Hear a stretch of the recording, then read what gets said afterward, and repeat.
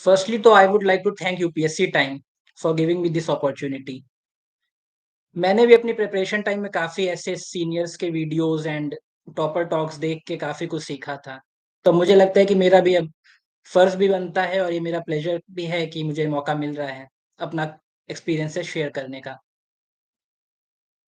मुझे UPSC time ने कुछ एफएक्यूज़ कंपाइल करके दिए हैं। अभी क्वेश्चन हम लोग एंड में ले लेंगे। तो अभी हम लोग इसको स्ट्रक्चर्ड ऐसे रखते हैं कि अभी एफएक्यूज दिए हैं जो उसकी सबके कॉमन होते हैं, उनको अभी एड्रेस करते हैं। उसके बाद one two one question answer session कर लेंगे। अराउंड 30 मिनट्स लगेगा बस। सो आई एम स्पर्श Verma. I have secured AIR 644 in 2021 UPSC CSE and I am an officer of the Indian Defence Account Service under the Ministry of Defence. I have मैंने अपना bachelors of arts honours किया था political science में Ramjas college university of Delhi से। 2019 में खत्म हुआ था। उसके बाद मेरी एज 20 थी, इसकी एज 21 होती है, तो एक साल मैंने इसको प्रिपेयर किया। फर्स्ट अटेम्प्ट 2020 में दिया। फर्स्ट अटेम्प्ट में मेरा प्री हुआ, मेंस अनफॉर्चुनेटली नहीं हुआ। कुछ मेरी मिस्टेक्स रही थी, फिर मैं उनके बारे में बताऊंगा कि मेरी क्या मिस्टेक्स रही थी, मेंस में क्या इम्प्रोवाइज करना चाहिए। फिर सेकेंड अटेम्प्ट मैंने 2021 में दिया और भगवान की कृपा से मेरी 644 रैंक आई इस बार। सो यूपीएससी जर्नी मेरी स्टार्ट हुई थी। मुझे सिविल सर्विसेज में आने का तो मन बहुत पहले से था, स्कूल टाइम्स में। फिर मैंने 12th तक मेरा साइंस बैकग्राउंड ही था, क्योंकि हुआ ये कि इंडियन स्कूल्स में जनरली अगर बच्चा अच्छा परफॉर्म करता है तो उसको साइंस में डाल दिया जाता है। मैथ्स और बायो और आर्ट सेक्शन तो होता भी नहीं है जनरल स्कूल्स में। सो मैंने फिजिक्स केमिस्ट्री और मैथ्स वाला पीसीएम था मेरा। फिर उसके बाद मैंने जेई भी दिया था, बट मुझे आना सर्विसेज में था, तो फिर मैंने सोचा इससे अच्छा मैं बी ऑनर्स पॉलिटिकल साइंस से कर लूं, क्योंकि पॉलिटिकल साइंस एक अच्छा ऑप्शनल भी था तब। फिर मैंने दिल्ली यूनिवर्सिटी में शिफ्ट किया, इस चेंज ऑफ स्ट्रीम। उसके बाद दिल्ली यूनिवर्सिटी से बी ऑनर्स किया और फिर मैंने इसके लिए प्रिपरेशन स्टार्ट की ग्रेजुएशन के बाद से। कॉलेज में मैंने बेसिकली इस एग्जाम को जानने की कोशिश की थी, ऐसे ही जैसे खूब सारे टॉपर टॉक्स देखे थे। अराउंड मुझे नहीं लगता कोई भी छोड़ा होगा तब। बहुत देखते थे, फिर अपना एक कॉमन मिनिमम प्रोग्राम तय कर लिया था कि क्या क्या करना है कॉलेज के बाद, ताकि मैं एक साल पूरा ऑनेस्टली उसके लिए प्रिपेयर कर सकूं। और फिर मैंने 2 अटेम्प्ट दिए, सेकेंड अटेम्प्ट में मेरा हो गया फाइनल सिलेक्शन। सो प्रीलिम्स की तैयारी कैसे करें? सबसे टफेस्ट प्रीलिम्स ही होता है अगर देखा जाए, क्योंकि उसमें एलिमिनेशन होता है सबसे ज्यादा। अराउंड 15 लाख में से 5 लाख 10 लाख देते हैं, फिर उसमें से टॉप 10,000 में जाना होता है। 3 घंटे में सब डिसाइड हो जाता है। प्रीलिम्स की प्रिपरेशन एकदम फुल प्रूफ करनी चाहिए। मुझे प्रीलिम्स से बहुत डर लगता था, टू बी ऑनेस्ट, बहुत ज़्यादा। इसके लिए मैंने प्रीलिम्स के लिए बहुत प्रिपरेशन की। मतलब आप जुलाई 2019 से मैंने जुलाई जून 2020 में हम लोग का प्रीलिम्स होना था। फिर कोविड की वजह से वो अक्टूबर में शिफ्ट हो गया था। तो मैं बहुत सारे मतलब बहुत प्रिपरेशन करता था। मैंने अराउंड 20,000 एमसीक्यूज किए थे। डेली मैं 15 एमसीक्यूज करता था प्रीलिम्स पॉइंट ऑफ व्यू से, क्योंकि एंड में आप कितना भी पढ़ लीजिए, आपको आते वहां पे 30 to 40 क्वेश्चन होंगे श्योर शॉट, बट 30-40 क्वेश्चन से सिलेक्शन नहीं होता है। तो उसके लिए हम लोग को कॉमन सेंस डेवलप करना पड़ता है और एलिमिनेशन स्ट्रेटेजी, और बेसिकली कॉमन सेंस से कैसे हम क्वेश्चन से ही उनका जवाब ढूंढ लें, क्योंकि it is humanly impossible to know everything under the sun. It is मैं ये कहता हूँ कि प्रीलिम्स का जो क्वेश्चन पेपर होता है उसके आंसर्स क्वेश्चंस में ही होते हैं। बट ये टेक्निक हम लोग की डेवलप होगी जब हम लोग बहुत सारे क्वेश्चंस करेंगे। मैं बोल रहा हूँ, मैं फर्स्ट अटेम्प्ट में 20,000 क्वेश्चंस किए थे, फिर मैंने प्रीलिम्स दिया था और मेरा कट ऑफ से अच्छे खासे नंबर। मेरा जैसे अभी इस बार मेरे एग्जैक्टली मुझे नहीं याद है, 1110 मार्क्स थे जीएस में। और बेसिकली होता है इसी से, क्योंकि आपने कितनी प्रैक्टिस की है। अगर आप प्रैक्टिस नहीं कर रहे हैं तो फिर आपको भले ही आता होगा, पर आप फिर वहां पे एलिमिनेट करके सॉल्व नहीं कर पाएंगे क्वेश्चंस। और बेसिक बुक्स तो सबके लिए प्रीलिम्स में बेसिकली 6 या 7 सब्जेक्ट होते हैं। ज्योग्राफी में basically Indian mapping mapping part से बहुत आता है।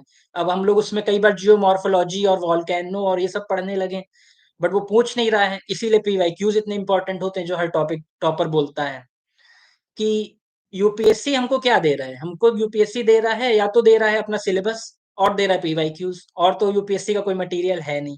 जो बाकी मटेरियल है वो कोचिंग के हैं या पब्लिशर्स के हैं। तो सबसे पहले हमको यूपीएससी के मटेरियल पे अटैक करना चाहिए। और वो कैसे होगा कि जब हम लोग उनके पीवाईक्यूज, मैंने 2012 के बाद के पीवाईक्यूज बहुत अच्छे से किए, कई बार किए होंगे।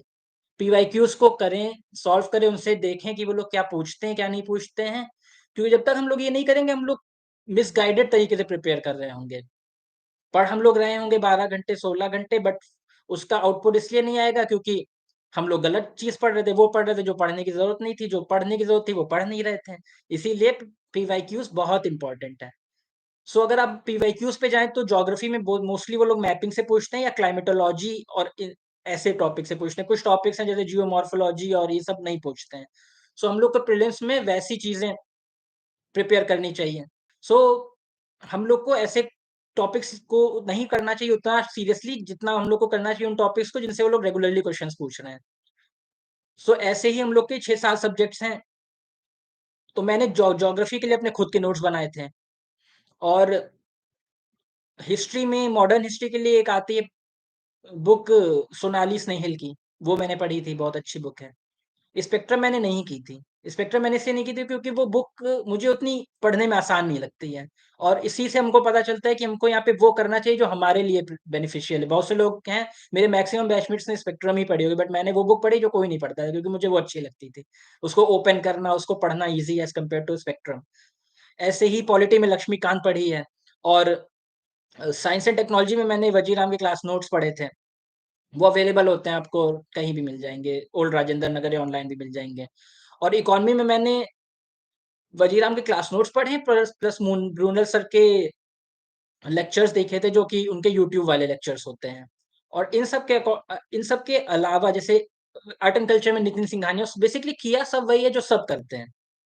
कुछ अलग नहीं किया है।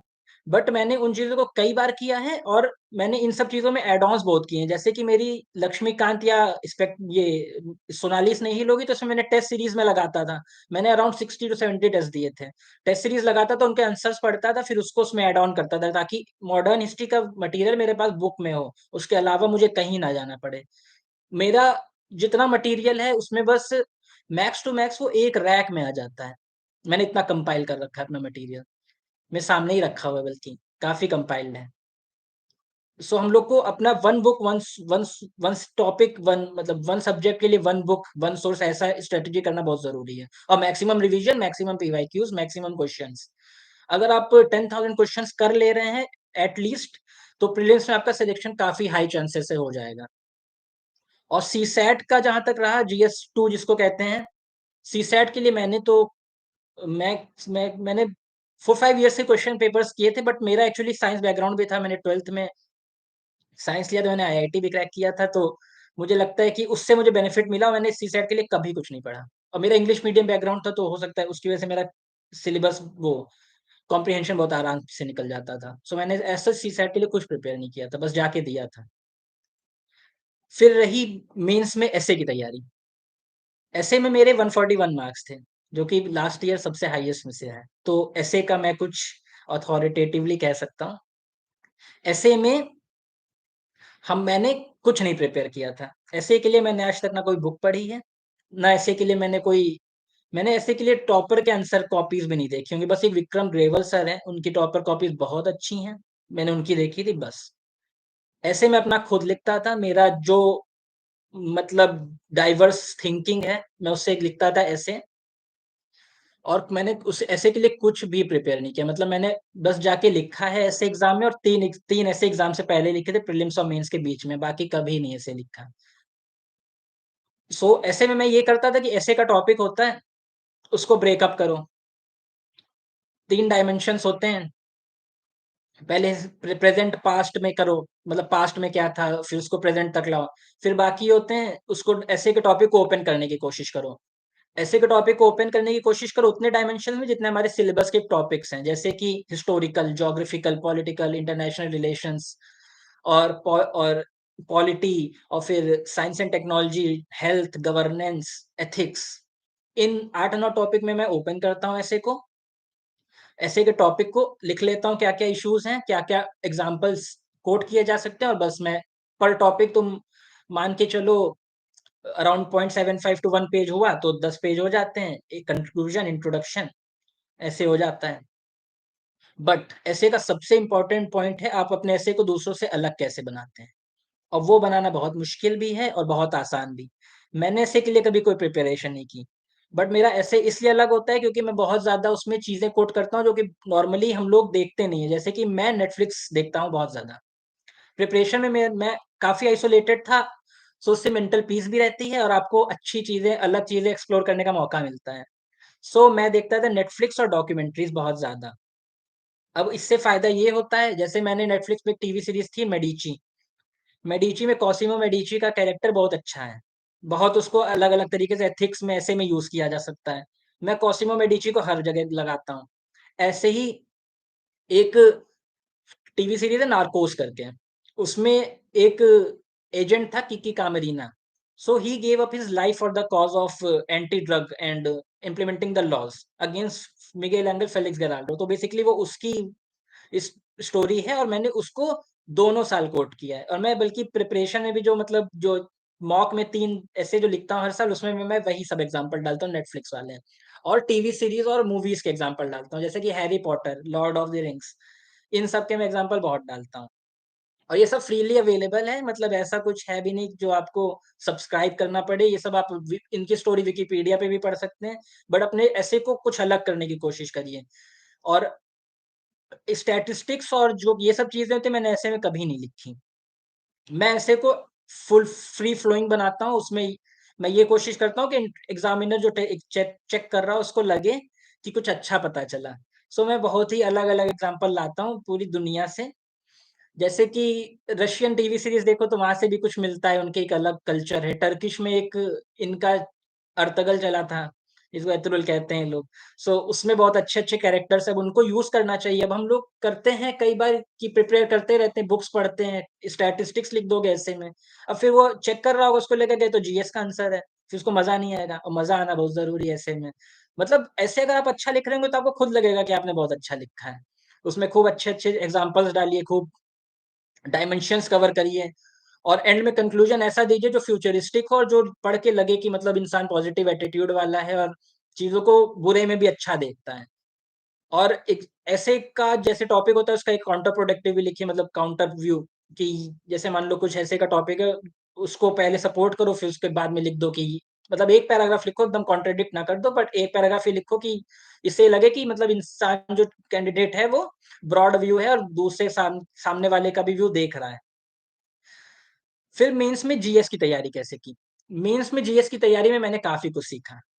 फर्स्ट अटेम्प्ट में मुझे लगता था कि प्रीलिम्स क्लियर हो जाएगा, मेंस निकल जाएगा। क्योंकि होता ये है कि आप अगर मतलब थोड़े ठीक-ठाक पढ़ने में होते हैं, तो आपको लगता है कि राइटिंग स्किल तो हमारी अच्छी है, तो मेंस हम निकाल लेंगे, प्री निकल जाए बस। तो मैंने 1 साल प्री की बहुत अच्छी तैयारी की, मेंस की एज़ सच तैयारी नहीं की थी। ऑप्शनल पढ़ा था बस। तो हुआ ये कि मैंने मेंस में जाके बहुत ही नॉर्मल से आंसर्स लिखे और मेरा बहुत ही नॉर्मल सा स्कोर आया, फर्स्ट अटेम्प्ट में। फिर मुझे रियलाइज़ हुआ कि ऐसा तो कुछ नहीं होगा कि मतलब मुझसे ही कोई खुंदस है, मेरे आंसर्स ही उनको अच्छे नहीं लगे, पक्का कुछ ना कुछ होगा। क्योंकि कुछ बच्चे हैं जो हर साल निकाल रहे हैं, बार-बार अपनी रैंक इम्प्रूव करते हैं, बार-बार इंटरव्यू देते हैं जाके। मतलब बच्चे 6-6 इंटरव्यू देते हैं जाके, 5-5 बार अपनी रैंक इम्प्रूव कर रहे हैं। तो कुछ तो होगा जो स्ट्रैटेजी जिसको कहते हैं। सो फिर मैंने अपने कुछ सीनियर्स से बात की, वो सीनियर्स मुझे मिले थे टेलीग्राम पे और मैंने एनालाइज़ किया कि मेरे सिलेक्शन क्यों नहीं हुआ मेंस में। सो मुझे तब ये पता चला कि मेंस में भी पीवाईक्यूज़ उतने ही इम्पोर्टेंट है जितना प्रीलिम्स में है। मेंस की सबसे अच्छी स्ट्रैटेजी है कि आप सिलेबस के टॉपिक्स पे नोट्स बना लीजिए और पीवाईक्यूज़ पे नोट्स बना लीजिए। 2012 से पीवाईक्यूज़ उठाइए, पीवाईक्यू में निकालिए क्या पूछा था, जैसे कि मिलेट्स पूछा है उन्होंने। वो लोग पूछते रहते रेन वाटर हार्वेस्टिंग और वो क्या वाटरशेड डेवलपमेंट बहुत पूछते हैं। उनके कुछ हिट टॉपिक्स हैं जो बेचारा बहुत पूछते हैं। उन पे नोट्स बना लीजिए अच्छे से। मेरे पास 2 रजिस्टर में पूरा जीएस हो जाता है। मैंने हर पीवाईक्यू और सिलेबस के टॉपिक पे नोट बना लिया और इसमें लगी बहुत मेहनत और करंट अफेयर्स पे भी नोट्स बनाना पड़ता है। मैंने मेंस 365 से बनाया था क्योंकि काफ़ी अच्छे से वो लोग कवर कर देते हैं। मैंने 3 साल के मेंस 365 और पीवाईक्यूज़ और सिलेबस के टॉपिक्स पे फिर नोट्स बनाए जब मेरा फर्स्ट अटेम्प्ट में हुआ नहीं। अगले 6 महीने मैंने यही किया। मार्च से लेके जुलाई तक। रिज़ल्ट कब आया था? मार्च, हाँ, मार्च से जुलाई तक मैंने पूरा कवर कर लिया था जीएस और उससे पहले मेरे पास नोट्स नहीं थे। सो कितना टाइम लगा? मार्च, अप्रैल, मई, जून, जुलाई 5 महीने। 5 महीने पूरे जीएस के नोट्स मेरे कंप्लीट हो गए थे 0 से, क्योंकि उससे पहले मेरे पास नोट्स थे ही नहीं जीएस के। फिर 5 महीने में मैंने नोट्स बनाए इनके हर पीवाईक्यू, हर टॉपिक से उठा के, और उसके लिए आप लोग टॉपर के नोट्स को रेफर कर सकते हैं, मैंने बहुत किया। एक चैनल है टेलीग्राम पे, उस पे सारे कंपाइल्ड हैं एक जगह, जहाँ पे सारे टॉपर्स के चैनल्स है टेलीग्राम वाले, वहां पे वो लोग अपने नोट्स बना के डालते हैं। सबने डाल रखे हैं, मैंने पिछले साल वालों के से पढ़ा था, और मैंने ऑलमोस्ट सबके नोट्स डाउनलोड किए थे, सबसे कंपेयर किया था। और मेरे पास थोड़ा टाइम तब ज्यादा था, क्योंकि कोविड की वजह से फिर से पोस्टपोन हो गया था प्रीलिम्स, तो मैंने एक्सटेंसिवली नोट्स बनाया, और मेरे नोट्स इतने क्रिस्प है कि मैं उनको एग्जाम के बीच वाले गैप में पढ़ लेता हूँ, एक पूरा पेपर। और फिर अगर नोट्स बन जाते हैं तो उनको रिवाइज करना बहुत आसान हो जाता है। आप ऐसे बुक से रिवाइज करेंगे तो बहुत टाइम लगेगा, अगर नोट्स होंगे आपके खुद के बनाए हुए आपकी कॉपी में, वो आपको रिवाइज करने में 1-2 दिन में, कहिए आपको बहुत रिवीजन है तो पूरा पेपर कंप्लीट हो जाए अच्छे से, अगर आप उसको करने फिर एंड में, तो आपका बहुत अच्छे से कंप्लीट होने लगता है। सो नोट्स बनाना बहुत जरूरी है मेंस के लिए, जहां तक मैंने देखा है, क्योंकि मेरा फर्स्ट अटेम्प्ट में बिना नोट्स के नहीं हुआ था। सो नोट्स बनाइए मेंस के, पीवाईक्यूज, सिलेबस के टॉपिक्स, और करंट अफेयर्स 2 साल का मेंस 365 के नोट्स बना लीजिए जो रेलिवेंट लगे, वरना उसमें कुछ रेलिवेंट भी होती हैं चीजें। और जब नोट्स बनाइए तो उसमें इंश्योर करिए कि आप केस स्टडीज, स्टैटिस्टिक्स, डेटा कुछ ऐसा डाल रहे हैं जिससे कि चेक करने वाले को कुछ लगे कि इस इंसान ने मेहनत की है, जनरल बातें नहीं कर रहा है। तभी तो लगेगा कि मतलब आप इस सर्विस में क्या चाहिए, इस सर्विस में चाहिए कि कम रिसोर्स में, गवर्नमेंट सर्विस में क्या चाहिए, गवर्नमेंट सर्विस में रिसोर्सेज बहुत कम होते हैं, रिसोर्सेस काफी कम होते हैं as compare to the private sector, और आपको डिलीवर बहुत ज्यादा करना होता है। इसके लिए क्या चाहिए होता है, कॉमन सेंस और ऑप्टिमाइजेशन। तो वो कॉमन सेंस और ऑप्टिमाइजेशन यहाँ भी दिखाना चाहिए। कम सोर्स रखिए, उसको ज्यादा अच्छे से यूज करिए, ज्यादा सोर्स रखेंगे कंफ्यूज हो जाएंगे, वेस्टेज बहुत ज्यादा होगा। वेस्टेज गवर्नमेंट में अप्रिशिएट नहीं किया जाता है, और लाइफ में भी नहीं करना चाहिए। कम नोट सोर्स रखिए, क्रिस्प नोट्स रखिए, और उसी को बार बार रिवाइज करिए। सो ऑप्शनल, मेंस ऑप्शनल, मेरा optional political science international relations था, पीएसआईआर, जिसमें मेरा ग्रेजुएशन भी था। ऑप्शनल में मेरे एक्चुअली मार्क्स उतने अच्छे आए नहीं है फर्स्ट अटेम्प्ट में, और सेकेंड अटेम्प्ट में भी। तो ऑप्शनल में हुआ ये कि मैंने नोट्स उसके लिए भी बना रखे हैं। जीएस मेंस के नोट्स, टॉपर्स के टॉपर्स के नोट्स उठाओ, और उठाओ पीवाईक्यूज, और उठाओ सिलेबस के टॉपिक्स, और उस पे अराउंड इतना लिख लो कि 250 वर्ड्स में आप कंप्लीट कर पाओ। उससे ज्यादा लिखने की जरूरत नहीं, क्योंकि 250 वर्ड्स लिखने हैं। ऐसे ही बनाओ नोट्स, बट नोट्स जरूर बना लो। मैंने अभी कोई टेलीग्राम चैनल बनाया नहीं है एक्चुअली, बट तुम दूसरे टॉपर्स के देखो, बहुत अच्छे अच्छे चैनल्स हैं, मैंने बहुत देखे थे, और मुझे उनसे बहुत हेल्प मिली है। ऑप्शनल के लिए मैंने नोट्स बनाए थे शुभ्रा मैम के नोट्स से। मैंने मैम की कोचिंग नहीं की है, मैंने बस उनका करस्पॉन्डेंस वाले नोट्स लिए थे, उससे मैंने अपने नोट्स बनाए, खूब सारा वैल्यू एडिशन किया। कहाँ से, टॉपर नोट से। कई टॉपर्स हैं, उन्होंने अपने नोट्स डाल रखे थे पुराने, मैंने उनको उठाया, अपने नोट में ऐड किया जो कम लग रहा था, और जो ऑलरेडी कवर्ड था वो शुभ्रा मैम के नोट से मैंने बना लिए थे। 2 रजिस्टर में पूरा पीएसआईआर कंप्लीट हो जाता है अगर आप क्रिस्प नोट बनाए। और अगर नोट नहीं बनाएंगे तो बहुत दिक्कत होगी रिवीजन में। ये मेरा फर्स्ट अटेम्प्ट में मैंने किया था, फर्स्ट अटेम्प्ट में मैंने नोट्स भी नहीं बनाए थे, पॉल साइंस के भी, शुभ्रा मैम के कॉरेस्पॉन्डेंस कोर्स वाले नोट्स से मैं सोचता था कर लूंगा, बट वो हो नहीं पाता है अच्छे से। सो नोट्स बनाना बहुत जरूरी है, बनाओ, अच्छी बात है, नोट्स बहुत जरूरी, नोट्स बिना बनाए कैसे ही होगा, रिवीजन होगा नहीं एंड में।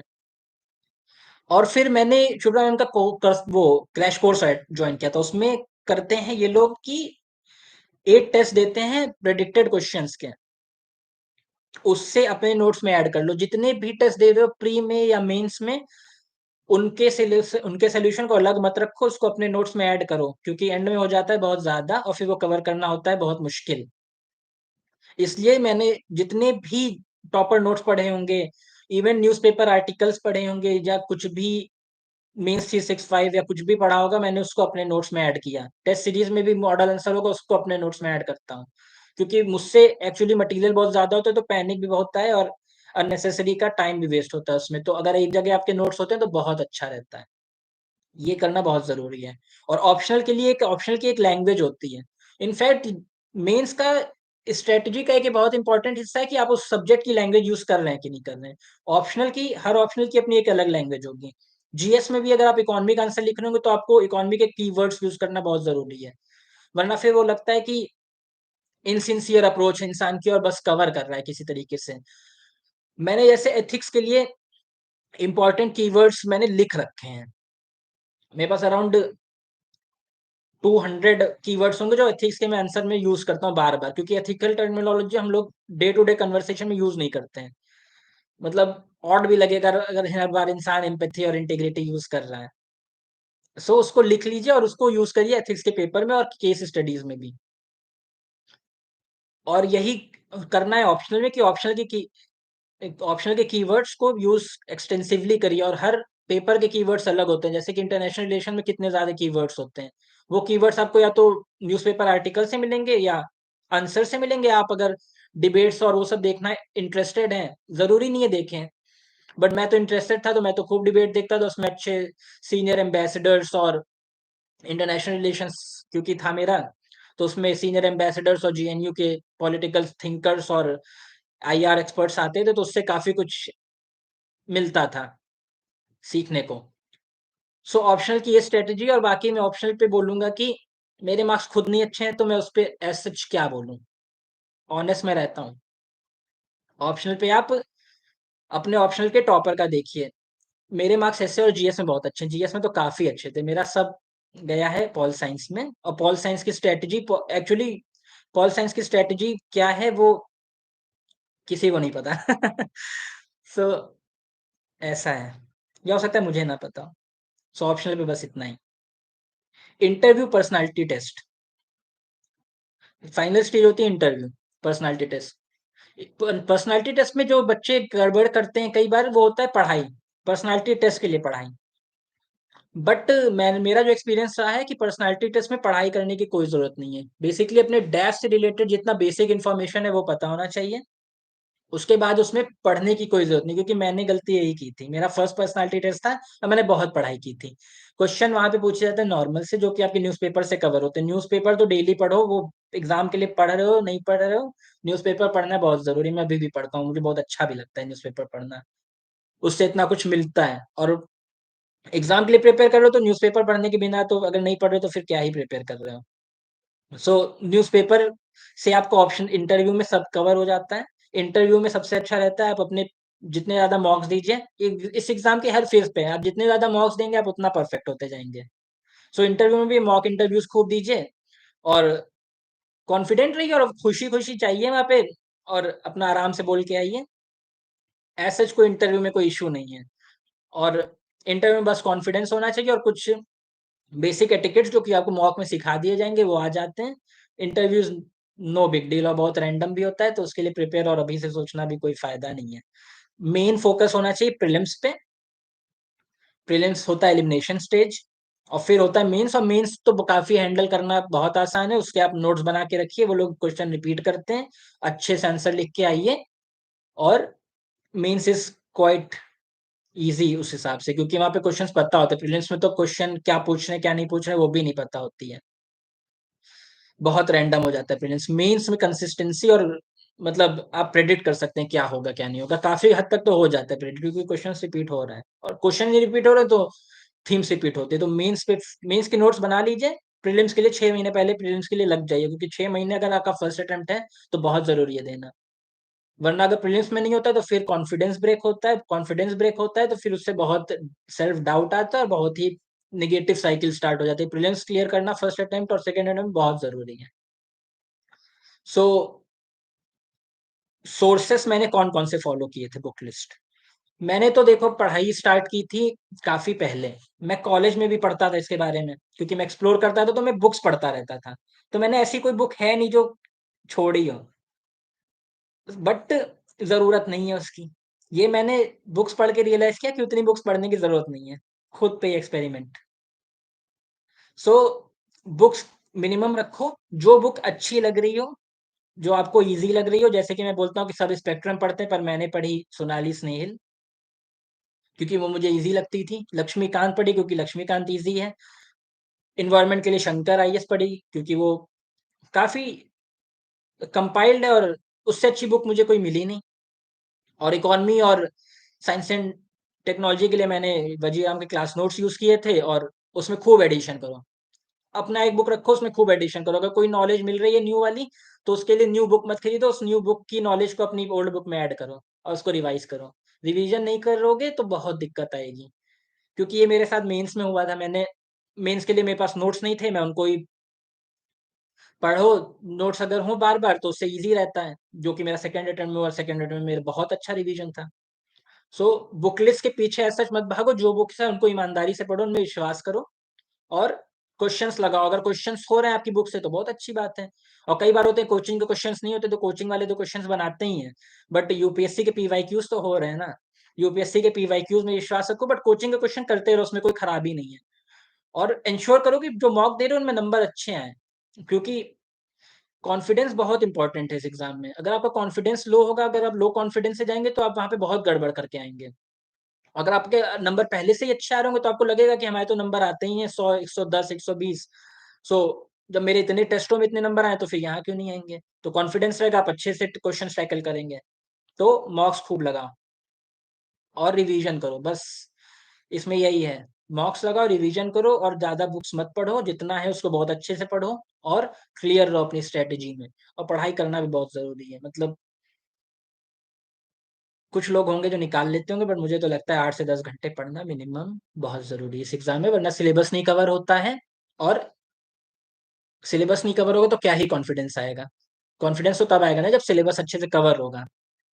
तो मेहनत बहुत ज़रूरी है। इस एग्ज़ाम में बहुत ज़रूरी है मेहनत, इसको मैं कितना स्ट्रेस करूँ वो कम होगा। पीवाईक्यूज़ की क्या इम्पोर्टेंस है? पीवाईक्यूज़ की बहुत इम्पोर्टेंस है एग्ज़ाम में। पीवाईक्यूज़ जैसे मान लो शिप होता है तो शिप के पास कंपास होता है। ऐसे ही हम लोग अगर शिप हैं तो कंपास है हम लोग के पीवाईक्यूज़, वरना हम लोग इधर-उधर चले जाएँगे। और ये बहुत होता है। मैं तो स्कूल टाइम वो कॉलेज टाइम में पढ़ता था तो मुझे इतना तब मैं पीवाईक्यूज़ वगैरह तब मुझे इतना आइडिया नहीं था। तो मैं पढ़ता रहता था बुक्स, पता नहीं कौन-कौन सी माजिद हुसैन, सलविंदर सिंह ज्योग्राफी के लिए पढ़ रखी थी। और बुक्स पढ़ो, वो यूज़ नहीं हो रही हैं। जियोमॉर्फोलॉजी पढ़ो, पोर्शन वो लोग मैप से पूछ रहे हैं, एनवायरनमेंट में आप कुछ आर्ट एंड कल्चर में आप कुछ और पढ़ रहे हो। मान लो फेस्टिवल्स पढ़ रहे हो, क्वेश्चन वो लोग आर्किटेक्चर से पूछ रहे हैं, तो पीवाईक्यूज़ इसी से पता चलता है कि पीवाईक्यूज़ बहुत इंपॉर्टेंट है। PYQs are the key to this exam. PYQs और सिलेबस, क्योंकि यूपीएससी हमको वही दे रहा है। तो यूपीएससी जो हमको दे रहा है उसका तो सम्मान करो और पीवाईक्यूज़ को बहुत अच्छे से यूज़ करो। सो पीवाईक्यूज़ को एनालाइज़ कैसे करें? पीवाईक्यूज़ को एनालाइज़ करने के लिए पीवाईक्यूज़ लिखो। मैंने सारे पीवाईक्यूज़ को पीडीएफ से, मैंने पीवाईक्यूज़ के लिए कोई बुक नहीं खरीदी थी। यूपीएससी की वेबसाइट पे पड़ा हुआ है, उनको पीडीएफ डाउनलोड किया, उनको हाथ से लिखा एक डायरी में। डायरी में हाथ से लिखा तो एक फर्स्ट आइडिया हो गया। सेकंड आइडिया हुआ जब मैंने उनसे टॉपिक्स आइडेंटिफाई किए, क्या-क्या टॉपिक पूछ रहे हैं। कुछ ईयर वाइज़ मैंने उनको अरेंज किया पीवाईक्यूज़ को और फिर मैंने उनके नोट्स बनाए। अगर जब तुम ईयर वाइज़ अरेंज करोगे पीवाईक्यूज़ को तब तुम्हें समझ में आएगा कि ये तो रिपीट हो रहा है। और फिर तुम आराम से तुम्हारा कॉन्फिडेंस भी बढ़ेगा, बहुत अच्छे से बढ़ेगा और उन पे तुम अच्छे से नोट्स बनाओगे। सो पीवाईक्यूज़ को एनालाइज़ करो, पीवाईक्यूज़ को नोट मेकिंग में फॉलो करो और पीवाईक्यूज़ को बहुत वैल्यू दो, प्रीलिम्स में भी और मेंस में भी। थीम तो रिपीट होती ही हैं, तभी तो बोल रहे हैं पीवाईक्यूज़ पढ़ो। पीवाईक्यू पढ़ोगे तभी तो पता चलेगा कि थीम कौन-सी रिपीट हो रही है, कौन-सी नहीं रिपीट हो रही है। कोचिंग कितनी इम्पोर्टेंट है? कोचिंग मैंने तो की थी, बट मैंने as such full fledged coaching नहीं की। कोचिंग भी इसमें अलग-अलग स्टेज की होती है। आपने इंटरव्यू के लिए क्या किया? इंटरव्यू के लिए मॉक तो दिया, वो कोचिंग है। टेस्ट सीरीज़ ली, टेस्ट सीरीज़ कोचिंग से ली तो वो कोचिंग है। और कोचिंग ऐसा जो क्लासरूम कोचिंग होती है, मैंने तो देखो ऑप्शनल की नहीं की थी। सो अब इससे कहो कि ऑप्शन में नंबर भी उसी वजह से नहीं आए थे, बट ग्रेजुएशन उसमें था। सो ये सब टॉपिक्स, क्वेश्चंस क्या इम्पोर्टेंट है, क्या इम्पोर्टेंट नहीं है, इंसान-इंसान पे डिपेंड करता है। अगर आपके पास कोई गाइड है आपको अगर पहले से समझ में आ रहा है एग्जाम में क्या जरूरत है, कोचिंग अगर करोगे तो उससे पता चल जाता है कि कितने टॉपिक्स हैं, कितने डायमेंशंस हैं, क्योंकि कई टॉपिक्स होते हैं सिक्योरिटी वगैरह, वो कितने डेप्थ में कवर करने हैं, कितने नहीं करने हैं। कोचिंग से सब पता चल जाता है। बट कोचिंग करना जरूरी है? बिल्कुल जरूरी नहीं है। यूपीएससी ने तो सब दे ही रखा है। पीवाईक्यूज एनालाइज करो, अगर वो तुम फर्स्ट अटेम्प्ट में खुद कर ले रहे हो तो बहुत अच्छी बात है। कोचिंग में जाके फिर तुम्हारा टाइम ही वेस्ट हो गया। अगर तुम, और अब तो यूट्यूब, पहले तो यूट्यूब वगैरह इतना नहीं था, तो यूट्यूब पे कोई कॉन्सेप्ट नहीं समझ में आया, यूट्यूब पे देख लो। सो वो डिपेंड करता है, आपके पास टाइम है कोचिंग करने के लिए। अगर आप कॉलेज में तो कर लीजिए, अगर नहीं है तो मत करिए। जरूरी कुछ नहीं है इस एग्जाम में। जरूरी सिर्फ मुझे जो लगता है, जो बेयर मिनिमम है, वो न्यूज़पेपर, नोट मेकिंग, पीवाईक्यूज और खूब सारे क्वेश्चन लगाना, यही है बेयर मिनिमम। वरना तो फिर कुछ लोग होते हैं जो बहुत ही अच्छे होते हैं, वो ये भी ना करें उनका हो जाएगा। बट मैंने ये किया था। एनसीईआरटी की टेस्ट सीरीज कितनी इंपॉर्टेंट है? टेस्ट सीरीज बहुत इंपॉर्टेंट है। टेस्ट सीरीज, टेस्ट जितना लगाओगे, जितनी प्रैक्टिस करोगे, उतने निखरोगे। तो टेस्ट सीरीज बहुत इंपॉर्टेंट है, खूब टेस्ट लगाओ। टेस्ट सीरीज खरीदने की जरूरत नहीं है, टेस्ट सीरीज मिलती है फ्री में। अगर आपको अप्रोच मिल रही है तो उसको लीजिए, यूज करिए, टेस्ट खूब लगाइए, क्योंकि उसी से आपका निखार आएगा प्रिपरेशन में। और एनसीईआरटी कितनी इंपॉर्टेंट है? एनसीईआरटी पढ़ना तो जरूरी है, मैंने सारी एनसीईआरटी पढ़ी, बट इंपॉर्टेंट है कि नहीं है वो डिपेंड करेगा आपका बेस कितना स्ट्रांग है। अगर आपका बेस स्ट्रांग है तो आपको जरूरत उतनी नहीं है। फिर एनसीईआरटी को भी आप एक सोर्स की तरह यूज करिए, वहां से टॉपिक्स और इंफॉर्मेशन उठाइए और मेन सोर्स में लगा दीजिए। ये मैंने किया था। एनसीईआरटी पढ़ी, अगर कोई लाइन या कुछ वो प्रीलिम्स के लिए इंपॉर्टेंट लग रही है, उसको यूज कर लिया, अपने नोट्स में लिख दिया। बट अगर आपका बेस स्ट्रांग नहीं है उतना, तो एनसीईआरटी बहुत जरूरी है, क्योंकि वो बेस, वो तो स्कूल बुक्स हैं। तो क्लास 10 तक पढ़ी है, तो 2-3 साल की, 2 साल की और पढ़ दो। 11-12 की पढ़ लो, उससे रिवीजन हो जाता है। अगर टाइम है तो कोई एनसीईआरटी पढ़ने में कोई नुकसान नहीं, बट जो बड़ी बड़ी बुक्स आती हैं वो पढ़ने में थोड़ा नुकसान हो सकता है। एनसीईआरटी पढ़े, न्यू या ओल्ड? अब मैंने तो ओल्ड भी पढ़ी, न्यू भी पढ़ी। जो एक ही पढ़ो, न्यू पढ़ो या ओल्ड पढ़ो।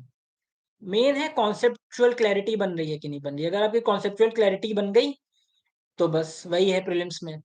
और मेंस में आपकी आंसर राइटिंग, और आंसर राइटिंग तभी आएगी जब इन्फॉर्मेशन होगी। जब इन्फॉर्मेशन नहीं होगी तो आंसर राइटिंग क्या करोगे? जनरल आंसर्स लिखोगे। इन्फॉर्मेशन कब आएगी? जब नोट्स बनाओगे। नोट्स कब बनाओगे? जब पीवाईक्यूज एनालाइज करोगे। तो उस सीक्वेंस में चलो।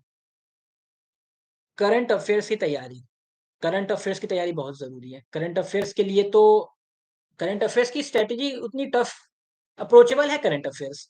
करंट अफेयर्स के लिए मैं ये करता था कि सुबह पेपर पढ़ा, न्यूज़पेपर तो पढ़ना बहुत जरूरी है। फिर उसके बाद लेता था मैं, जैसे कि फ्री करंट अफेयर्स इनिशिएटिव्स होते हैं, जैसे इनसाइट्स आईएएस या वजीरन, बहुत से इनिशिएटिव्स है, किसी का भी उठा लो। मैं 2 लेता था। मैं पढ़ता था इनसाइट्स के करंट अफेयर्स और वजीराम, और कभी कभी आईएएस बाबा के करंट अफेयर्स। और उनसे मैं बनाता था अपने प्रीलिम्स स्पेसिफिक नोट्स। प्रीलिम्स के लिए मैं बोल रहा था, मैंने बहुत फर्स्ट अटेम्प्ट में मेहनत की थी, तो काफी नोट्स बनाता था मैं। और फिर करंट अफेयर्स के लिए मैं विजन मंथ, मैं मतलब मंथली मैगजीन नहीं पढ़ता था। मैंने किसी भी कोचिंग की मंथली मैगजीन नहीं पढ़ी। मेरे खुद के नोट्स बन जाते थे करंट अफेयर्स के। और उसके बाद अब एक नई इनिशिएटिव है शून्य आईएएस का। उनके करंट अफेयर्स 30 पेज में पूरा कवर कर देते हैं। मेरा सेकेंड अटेम्प्ट में मेरे जो 110 प्लस मार्क्स आए, उसमें मैंने शून्य के पढ़े हैं। तो मैं वाउच करता हूँ उनके, मतलब वो मुझे बहुत हेल्प किए थे। सो शून्य के नोट्स पढ़ता था। और अगर टाइम है तो अपने खुद के नोट्स बनाओ, खुद के नोट्स तो सबसे अच्छे होते हैं। और करंट अफेयर्स के लिए मैं डेली 5-5 क्वेश्चंस करता था करंट अफेयर्स के। ये आपको किसी भी, कहीं भी मिल जाएंगे, टेलीग्राम पे मिल जाएंगे, कोचिंग की वेबसाइट्स पे फ्री रहते हैं क्वेश्चंस। और करंट अफेयर्स के क्वेश्चंस करने से ये फायदा रहता है कि आपको पता रहता है कि जो आप पढ़ रहे हैं उसको आप अप्लाई कर पा रहे हैं कि नहीं कर पा रहे हैं, क्योंकि वो तो आपने पढ़ा हुआ है करंट में। तो करंट के क्वेश्चन डेली डेली लगाओ। अगर डेली 20 क्वेश्चन लगा नहीं रहे हो तो फिर मतलब क्या ही कर। क्वेश्चन लगाना बहुत जरूरी है इस एग्जाम में। देन मैगजीन्स, मैगजीन्स मैंने कोई नहीं पढ़ी। मैगजीन्स मैंने बस PT 365 पढ़ता था एंड में, और शून्य की मंथली मैगजीन बस। मैगजीन एज सच लोग तो योजना, कुरुक्षेत्र, पता नहीं, science reporter, down to earth बहुत अच्छी मैगजीन है। बट अभी पढ़ने की जरूरत क्या है? जब सेलेक्ट हो जाना तब पढ़ना। सो मैगजीन्स के लिए बस मैंने पीटी 365 पढ़ी तो मेन 365 से नोट्स बनाए थे। यूपीएससी की तैयारी कब स्टार्ट करनी चाहिए? यूपीएससी की तैयारी कब स्टार्ट करनी चाहिए? मैंने तो कॉलेज में स्टार्ट की थी, जब मैंने एक्सप्लोर करना स्टार्ट किया था।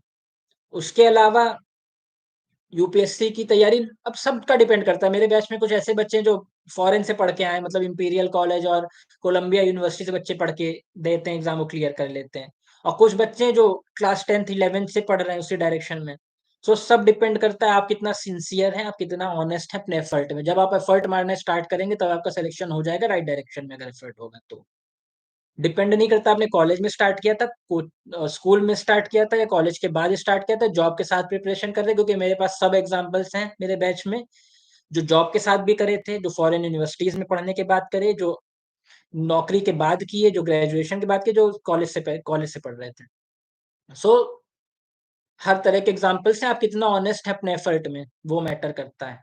टाइम और ये सब मैटर नहीं करता, आपका जब जब मन है तब कर लीजिए। यंग करने का ये फायदा रहता है कि आपके पास अपॉर्चुनिटी कॉस्ट कम होती है। जब आप यंग है, मान लीजिए 25 के नीचे हैं, तो आपने 2-3 अटेम्प्ट दिए, 25 के हुए, दिल पे पत्थर रख के निकल लिए इस एग्जाम से, और 25 के बाद आपने अपना करियर दोबारा से स्टार्ट कर लिया। अब मान लीजिए आप अगर 30 के हैं, 35, 30, 32, 35 अगर कैटेगरी है बेनिफिट, तो आपने एफर्ट लेट स्टार्ट किया, फिर अब आपके पास तो अलग अलग ऑप्शंस, मतलब अलग अलग प्रेशर्स हैं, जैसे कि मैरिज का प्रेशर, फैमिली प्रेशर, करियर नहीं बना अभी तक। ये प्रेशर यंग एज पे रहता है कि निकलो, प्रिपेयर करो, हुआ तो अच्छी बात, नहीं हुआ तो अपना करियर तुम कहीं और भी बना सकते हो। तो ये होता है। 6 मंथ्स में क्लियर किया ऐसा तो, मेरी तो किया ही होगा। लोग तो टैलेंटेड होते हैं, कोई कुछ भी कर सकता है। कोई अगर कुछ क्लेम कर रहा है तो उसमें कोई इश्यू नहीं है। Strategy for college students. College में देखो, मैंने तो कुछ कॉलेज से बेसिकली एग्जाम को एक्सप्लोर करना स्टार्ट किया था। तो कॉलेज में सबसे पहले अपना स्टार्ट करो न्यूज़पेपर पढ़ना, न्यूज़पेपर पढ़ा करो, और टॉपर टॉक्स देखो, और अपना इतना क्लियर कर लो कि पढ़ना क्या है। और अगर मन हो तो पढ़ भी लो बेसिक बुक्स। मैंने तो सारी बुक्स पढ़ डाली थी, बेसिकली फर्स्ट रीडिंग करता था, मिल जाती थी बुक्स और उनको रीड करता था। बट अगर आप कॉलेज से ही आंसर राइटिंग और मेन वो सब कर रहे हो तो फिर उसका क्या उतना इशू, मतलब मैंने तो नहीं किया। मैंने तो आंसर राइटिंग बाद में ही की, और टेस्ट एमसीक्यूज जो लगाता था वो भी बाद में स्टार्ट किया। कॉलेज में मैं बस एक्सप्लोर करता था कि क्या क्या करना है, क्योंकि कॉलेज में और भी चीजें होती है, वो सब करो, मतलब अपनी जिंदगी को थोड़ा एंजॉय करो। ऐसा नहीं है कि मतलब इसी के लिए अपना सब कुछ लगा दिया, एक चीज के लिए इतना एक्सपेक्टेशन और इतना वो नहीं लगाओ। पूरी लाइफ एक चीज पे मत लगाओ, कुछ साल दो, ऑनेस्टली दो, और फिर निकल लो। अगर हो गया भगवान की कृपा से तो भगवान के मंदिर में जाके प्रसाद चढ़ाओ, बस। मैंने पीटी 365 पढ़ी थी, मंथली मैगजीन नहीं पढ़ी थी। मंथली मैगजीन इतनी बड़ी होती, कौन पढ़ेगा? मतलब मैं तो नहीं पढ़ता, तो पढ़ने वाले पढ़ते हैं। टाइम टेबल, अब यूपीएससी के दौरान अपने आप को मोटिवेट कैसे रखा जाए, और डेली कितने आवर्स पढ़ाए थे? पढ़ाई तो 9 से 10 आवर्स करता था। सुबह 8 से 10 न्यूज़पेपर और करंट, और फिर मैं पढ़ता था 12 से 3। फिर मैं 3 से 6 देखता था टीवी। टीवी पे देखता था मैं नेटफ्लिक्स और ये सब चीजें जो कि मुझे ऐसे में यूज कराई खूब। फिर मैं 6 से पढ़ता था 9। 6 से 9 पढ़ने के बाद शाम को फिर 9 से 10 अपना टीवी देखा, खाना खाया, फिर 10 से 1 पढ़े, सो गए। 7 घंटे की नींद होगी, 10 घंटे की पढ़ाई। और टाइम भी है एंजॉय करने का। 3 घंटे में आपको अगर मूवीज नहीं देखनी तो घूमो फिरो, जो करना हो करो। 3 आवर्स तो आपके पास खुद के हैं, 3 से 6 वाले। तो मेरा तो काफी चिल पढ़ाई रहती थी, क्योंकि शेड्यूल ऐसा था कि पढ़ाई भी हो रही थी और सब कुछ हो रहा था। मतलब टीवी सीरीज तो मैंने खूब देखी, मतलब अराउंड 50 टीवी सीरीज देखी होंगी, और वो मुझे इतना यूजफुल आई है नेटफ्लिक्स और ये सब चीजें एग्जाम में, कि मैं क्या बताऊं। ऐसे में तो मेरे मार्क्स इन्हीं से बढ़े हैं। यही यूज करता हूँ, क्योंकि मैं सिर्फ बुक्स नहीं पढ़ता। कुछ बच्चे होते हैं फिक्शन पढ़ते हैं, नॉन फिक्शन पढ़ते हैं, फिर वो यूज करते हैं, वो भी अच्छी बात है, आपको शौक है पढ़िए।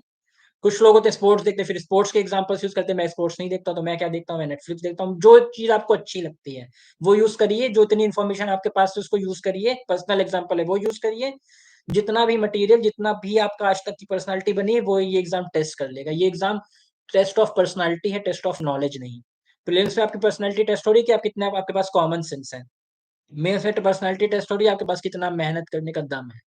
और आप कितना ज़्यादा चीज़ों को यूज़ कर रहे हैं, जो कि आपने आज तक पढ़ा होगा, वो प्रीलिम्स और मेंस में टेस्ट हो जाता है। बचपन की पढ़ाई और जितना भी होता है, वो सब टेस्ट हो जाता है। क्वेश्चन्स होते हैं ऐसे, जो आपकी 8th और 9th की पढ़ाई से सॉल्व हो रहे होंगे। सो एज़ सच कुछ इसमें है नहीं, जो डेफिनिट कि ये पढ़ लो तो हो जाएगा। सो टाइम टेबल टाइम टेबल वैसे बनाओ जो तुम्हें सूट करे। मुझसे तो सुबह जगा नहीं जाता। मैं तो 8-9 बजे जगने वाला इंसान हूँ, तो मैं रात में पढ़ता हूँ। एग्ज़ामिनेशन जब मेंस होता था, तो मैं तो 6-6 बजे तक पढ़ता था। रात में 6 बजे तक सुबह 6 बजे तक पढ़ता था, क्योंकि मुझसे सुबह नहीं जगा जाता है। ऑप्शनल सब्जेक्ट कैसे चूज़ करें? ऑप्शनल सब्जेक्ट वो चूज़ करो जो अच्छा लगे। मुझे पॉल साइंस अच्छा लगता था, मैंने सिलेबस देखो ऑप्शनल का। ऑप्शनल का सिलेबस देखो, सिलेबस में इंटरेस्ट आए ले लो। ग्रेजुएशन अगर आपका उससे है, तो अगर आपको कमांड है उसपे, जैसे इंजीनियर्स होते हैं, वो जनरल इंजीनियरिंग का नहीं लेते हैं ऑप्शनल, तो वो ले लो। ऑप्शनल में कुछ ऐसा नहीं है, जो लेना हो ले लो। इसमें है जो लेना हो, जो करना हो करो, ईमानदारी से करो। ईमानदारी बहुत ज़रूरी है, खुद को धोखा मत दो। जो कर रहे हो ईमानदारी से करो, और मोटिवेशन तभी आएगा जब आप अपने काम में बिलीव करते होंगे। काम को ऐसे करिए जो जिसमें आपको लगता हो कि हमारा काम है। ऐसे मत कहिए कि बेकार, जिसको निपटाना कहते हैं, कि बस कर रहे हैं क्योंकि करना है। जब तक आपको खुद इंटरेस्ट नहीं आएगा, जब तक आपको गोल में इंटरेस्ट नहीं होगा, आपको एक बहुत स्ट्रांग मोटिवेशन होना चाहिए बनने का ऑफिसर। ऐसा नहीं कि किसी को खुश करना है या वो। जब तक आपके अंदर से नहीं आएगा, तब तक इतना एफर्ट इसमें लगता है कि वो दे ही नहीं पाओगे, और जब तक एफर्ट नहीं दोगे, सिलेक्शन नहीं होगा। इसलिए आपका मोटिवेशन इंट्रिंसिक होना चाहिए, एक्सट्रिंसिक नहीं, बाहर से नहीं होना चाहिए, अंदर से होना चाहिए। और रीजन होना चाहिए प्रिपरेशन का, कुछ भी रीजन हो, रीजन स्ट्रांग इनफ हो कि वो आपको डेली लगाए रहे 10 घंटे, क्योंकि मन नहीं करता है 10 घंटे पढ़ने का, बट पढ़ना पड़ता है। और इंटरेस्ट लेके पढ़ो चीजों में। जो काम कर रहे हो इंटरेस्ट लेके करो, जो भी काम कर रहे हो जिंदगी में।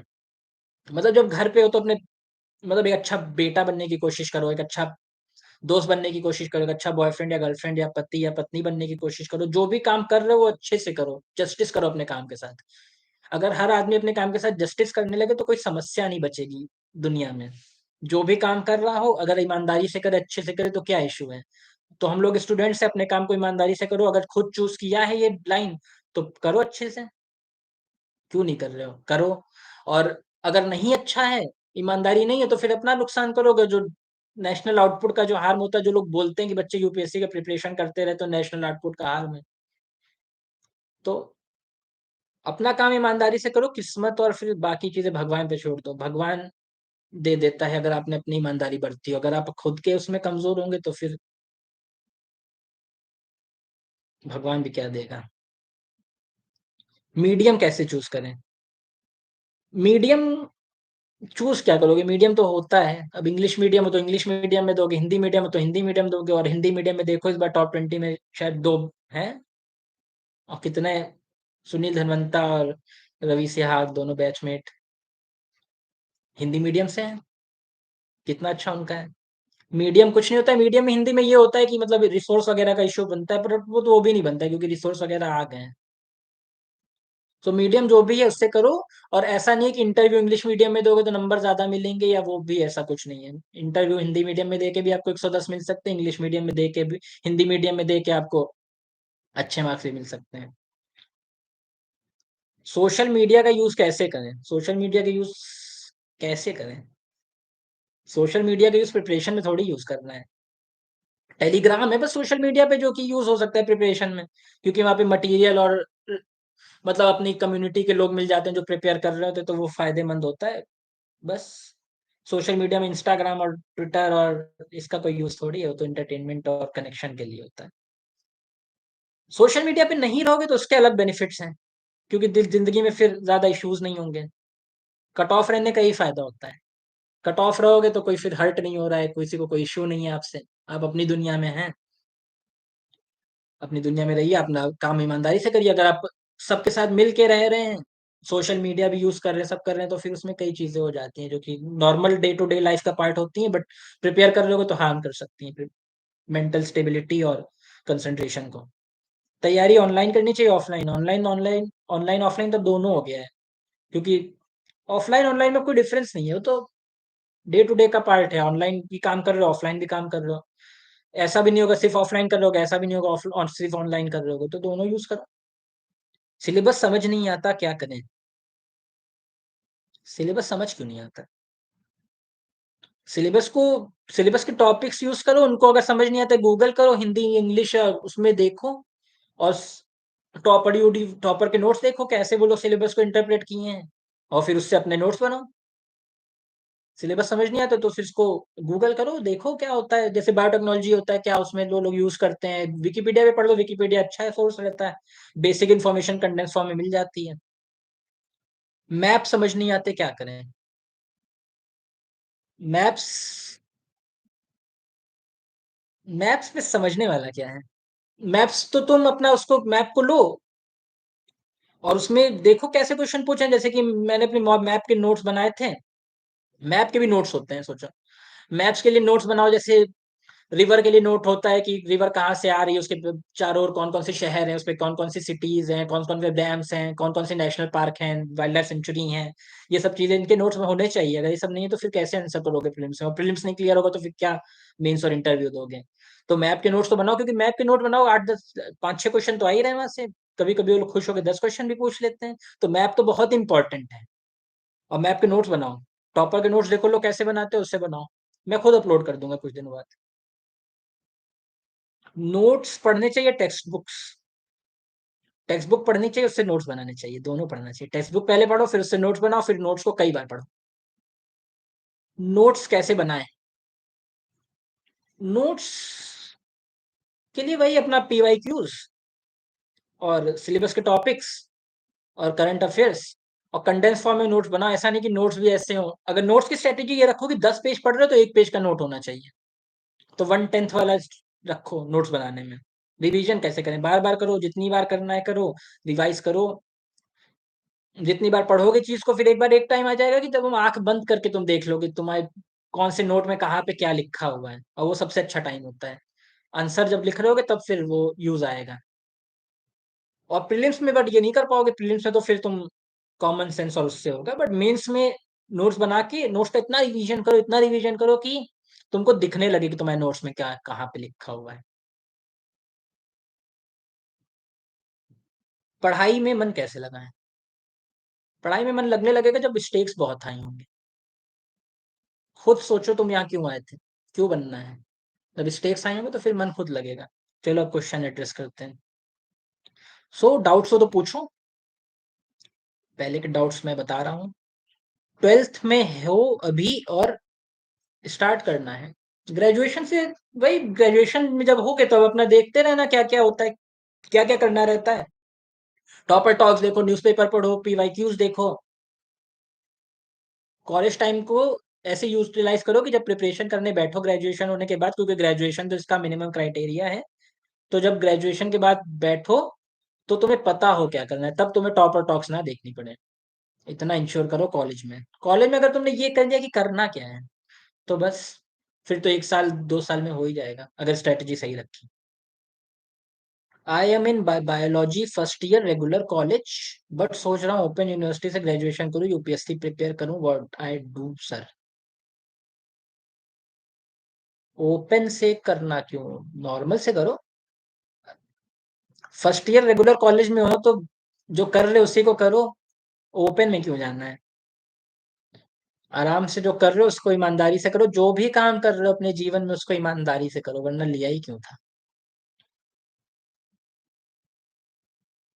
जीएस के नोट्स कैसे बनाएं? वही पीवाईक्यूज और टॉपर नोट्स, और 2 3 साल के करंट अफेयर्स कंपाइलेशंस, और सिलेबस के टॉपिक्स उठाओ, और इतना लिख लो कि 250 वर्ड में लिख पाओ, उससे ज्यादा मत लिखो क्योंकि फिर वो टाइम वेस्ट होता है। मेरा टेलीग्राम चैनल अभी है नहीं, मतलब वही 250 वर्ड्स कहाँ से लिखा, गूगल पे इतना सारा content, please explain with example. हाँ, ये क्वेश्चन अच्छा है। 250 वर्ड्स और टॉपर नोट्स है। टॉपर नोट्स डाउनलोड करोगे ना तो तुम्हारा काम आधा वहीं कंप्लीट हो जाएगा। टॉपर से सब नोट्स बना के रखे हैं। टॉपर के नोट्स को उठाना है, उनको दोबारा फेयर तरीके से लिख देना है, क्योंकि टॉपर्स इतने अच्छे अच्छे रहे हम लोग के सीनियर्स, और जो बच्चे कुछ बच्चे जो निकाले हैं कि उनके नोट्स बहुत अच्छे रहते हैं, उनके नोट्स उठाओ, वो लिख लो। गूगल करोगे तो फिर गूगल में सही में दुनिया एंडलेस हो जाती है। टॉपर नोट्स यूज करो, और मेंस 365। या कोई भी कोचिंग का।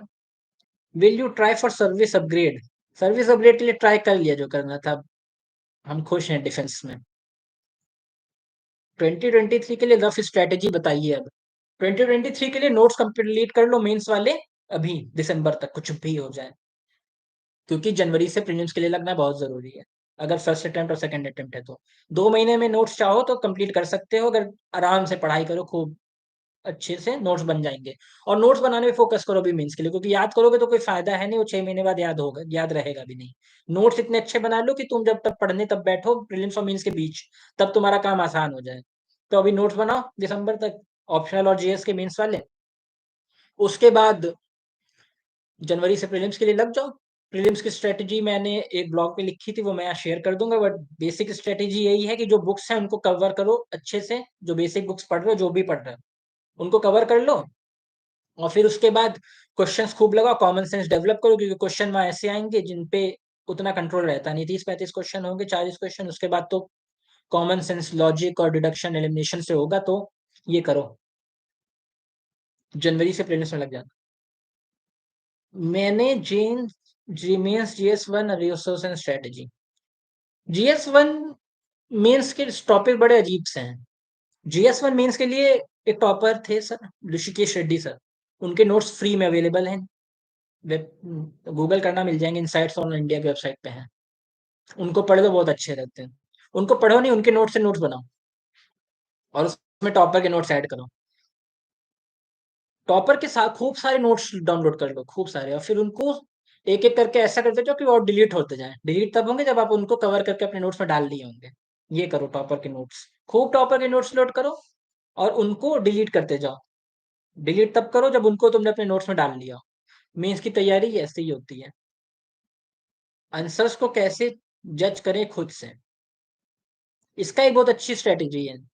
ये मैं भी सोचता था कैसे करें जज। इसका एक अच्छा तरीका ये होता है कि फ्री में जो आंसर्स अवेलेबल हैं कोचिंग के वेबसाइट्स पे, टॉपर्स के क्वेश्चन उनका टॉपर वाला लो, अपना आंसर लिखो, देखो टॉपर ने क्या लिखा है, हो जाता है इससे काम। क्योंकि खुद पता नहीं चलता कि क्या लिखा क्या नहीं लिखा। और ये सब सब्जेक्टिव चीजें, तुमको जो अच्छा लग रहा हो सामने वाले को ना अच्छा लग रहा हो, वो सब भी बहुत होता है। How to choose medium? Medium तो वही होता है जो तुम्हारा होगा, उसमें क्या मीडियम चेंज करने चलोगे तो फिर आधा टाइम मीडियम चेंज करने में लग जाएगा, पता चला लैंग्वेज सीख रहे हैं, हिंदी से इंग्लिश कर रहे हैं, इंग्लिश से वर्नाकुलर से इंग्लिश कर रहे हैं।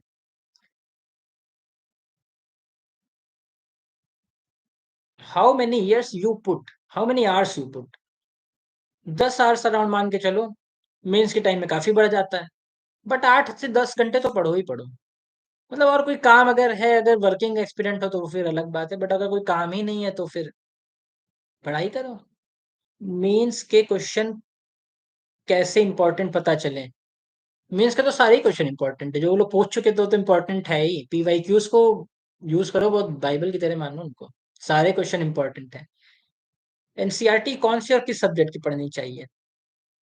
एनसीईआरटी मैंने उतनी पढ़ी नहीं थी, मैंने बस पढ़ ली थी, फिर उनके मैंने क्वेश्चन जो उनमें इंफॉर्मेशन था उनको अपने मेन नोट्स में ऐड कर लिया था। और वो सब डिपेंड करता है आपके ऊपर खुद, आपकी कितनी प्रिपरेशन है, आपका कैसा बेस है, उस सब पे डिपेंड करता है कितना पढ़ना है कितना नहीं पढ़ना है। और अगर टाइम है तो सब पढ़ डालो। मैंने तो सब पढ़ डाला था। एनसीईआरटीज पढ़ने में क्या ज्यादा है, अगर टाइम नहीं है तो ऐसे मुझे नहीं पता कौन कौन सी पढ़नी है, मैंने सब पढ़ी नहीं। 16 आवर्स आप पढ़ते हो तो भाई 16 आवर्स थोड़ी पढ़ते हैं, बताया तो 9 घंटे पढ़ते हैं, 9 से 10। 16 आवर्स पढ़ेंगे तो फिर बाकी चीजें टीवी भी कब देखेंगे?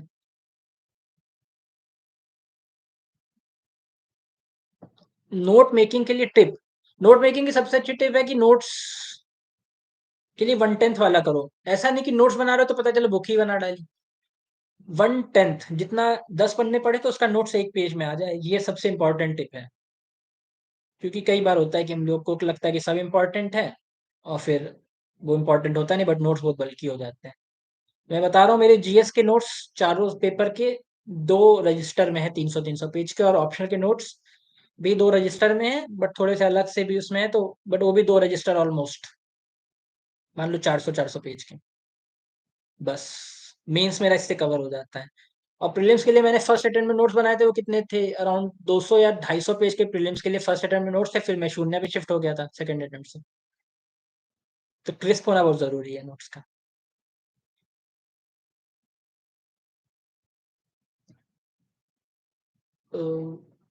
मैंने 10th तक एनसीईआरटी स्टडी कर लिया, अच्छी बात है। पढ़ो, खूब पढ़ो। नोट्स कैसे बनाए ये तो मैंने बता दिया। सर आफ्टर 10th एनसीईआरटी कर लिया, उसके बाद स्ट्रेटजी अडॉप्ट करूं। एनसीईआरटी अगर कवर हो गया, पूरा समझ में आ रहा है, तो फिर उसके बाद यूज करो अपना, बुक्स पे शिफ्ट हो जाओ। जो मेन बुक्स हैं जैसे कि पॉलिटी के लिए लक्ष्मीकांत, और फिर एनवायरमेंट के लिए शंकर, जो बेसिक बुक्स जो हर टॉपर बताता है उन पे शिफ्ट हो जाओ, फिर उनको पढ़ो, और जो एनसीईआरटी पढ़े उनके टॉपिक्स को ऐड करो इधर। यही कर सकते हैं, और क्या ही कर सकते हैं।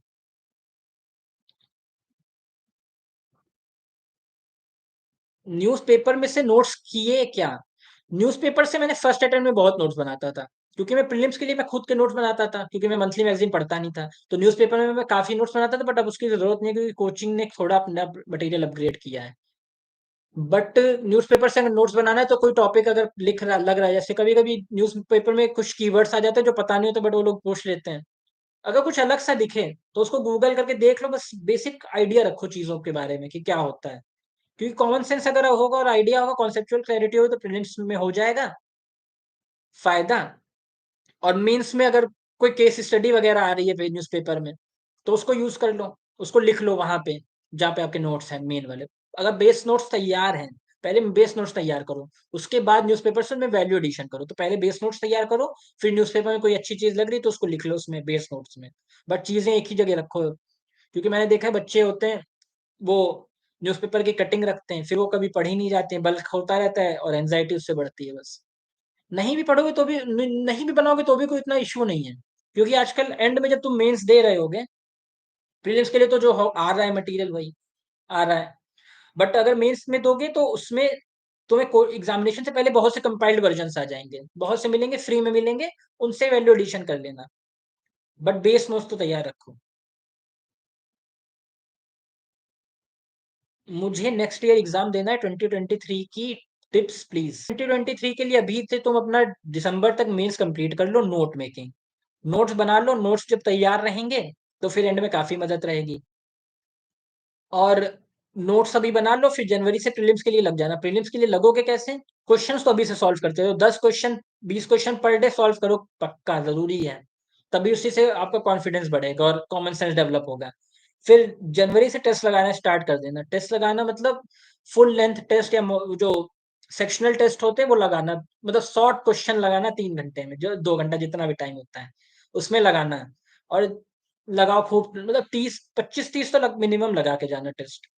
और रिवीजन करना खूब। एक टॉपिक के लिए एक सब्जेक्ट के लिए एक बुक रखना, उसको जितनी बार रिवाइज करना करो। और जो कोई नई नई इन्फॉर्मेशन मिल रही है, क्योंकि नई इन्फॉर्मेशन मिलेगी, कोई ऐसी बुक नहीं बनी जिसमें सारी चीजें लिखी होंगी, नई इन्फॉर्मेशन मिलेगी उसको उसी बुक में ऐड करो। वन सब्जेक्ट वन सोर्स वाली स्ट्रेटेजी बहुत जरूरी है, वरना फिर एंजाइटी डिप्रेशन, और मटेरियल बहुत ज्यादा है, ये वो होता है, बहुत इशू आता है।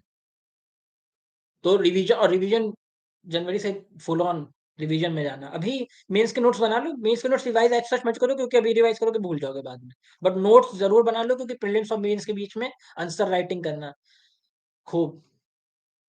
तब नोट्स मत बनाना, नोट्स इंश्योर कर लो अभी हो।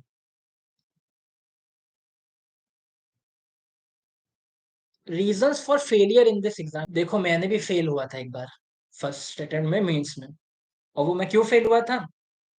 क्योंकि मुझे पता नहीं था कि मेंस की स्ट्रेटजी क्या है। मैंने मेंस दिया, मुझे लगता था कि मेंस हो जाएगा, आंसर राइटिंग और आंसर राइटिंग स्किल्स हैं ठीक ठाक। सो मेन रीजन है कि गाइडेंस की कमी। अनगाइडेड और गलत डायरेक्शन में प्रिपरेशन करना एक बहुत बड़ा कारण है मीन्स में यूपीएससी में फेल होने का। ऐसा नहीं है कि बहुत ही ज्यादा कुछ अलग है या टफ है, या मतलब एक, मतलब आपसे कोई रॉकेट साइंस करवा रहे हैं। बहुत ही अप्रोचेबल है, बट स्ट्रेटेजी सही होनी चाहिए। स्ट्रेटेजी अगर तभी सही होगी जब गाइडेंस होगा, और गाइडेंस अगर नहीं है तो फिर जो फील फ्री, बहुत से गाइडेंस किसके पास होता है? जो गाइडेंस उनके पास होता है जिनके पास रिसोर्सेस की कमी नहीं होती है, जिनके घर में लोग होते हैं।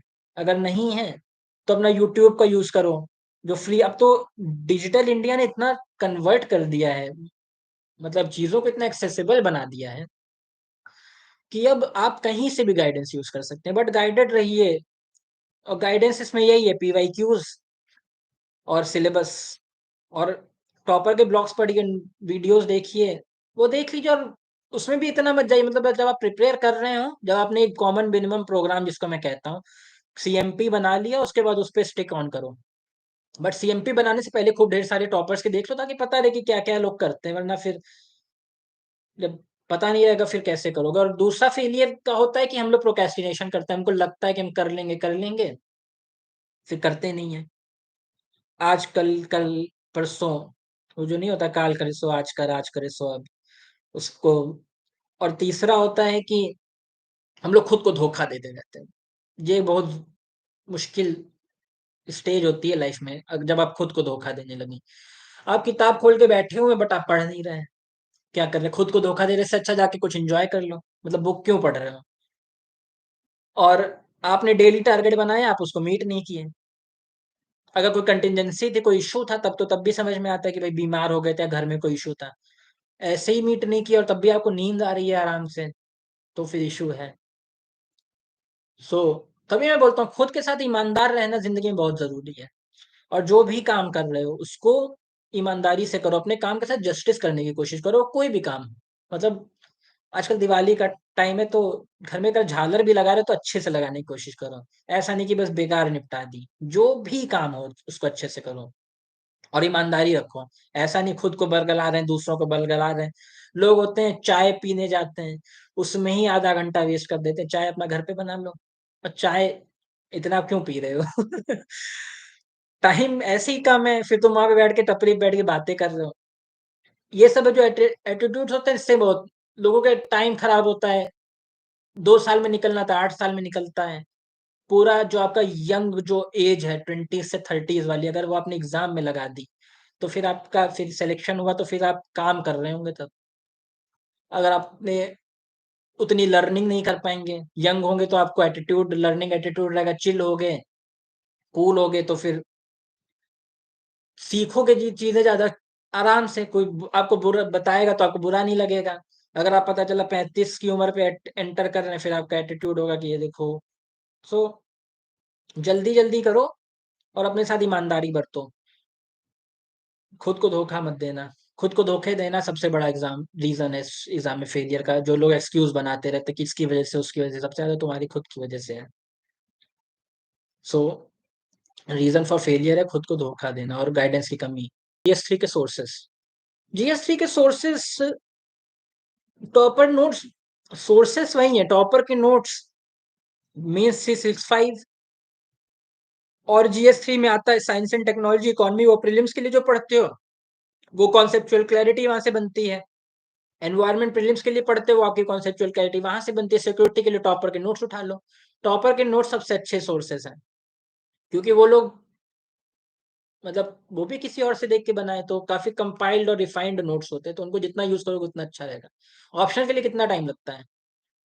6 महीने मान के चलो नोट्स, नोट मेकिंग में। 6 महीने में लोग कंप्लीट कर लेते हैं ऑप्शनल। काफी लोगों ने किया है। हमें 2026 में एग्जाम देना है, बता दीजिए क्या करना चाहिए।